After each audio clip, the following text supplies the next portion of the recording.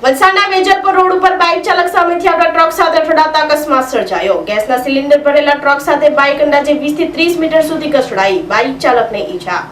વલસાડના વેજલપુર ગામ ખાતે માર્ગ ઉપર બાઇક અને ગેસના સિલિન્ડર ભરેલા ટ્રક વચ્ચે અકસ્માત સર્જાયો હતો। બાઇક ચાલક પૂરપાટ ઝડપે હંકારી આવી સ્ટીયરિંગ ઉપરથી કાબુ ગુમાવતા સામેથી આવતા ગેસના સિલિન્ડર ભરેલા ટ્રક સાથે અથડાયો હતો।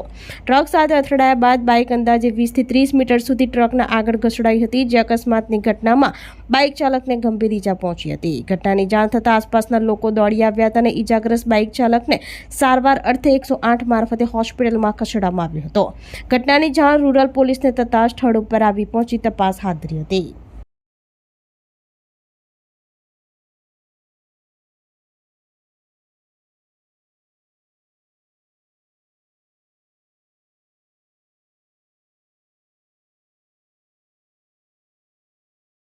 આપણી સંકલ્પ ન્યૂઝ ચેનલને સબસ્ક્રાઇબ અને લાઇક કરો, બેલ આઇકન દબાવો જેથી આવનાર ન્યૂઝ અપડેટ્સની નોટિફિકેશન આપના મોબાઈલ પર સૌથી પહેલા પહોંચે।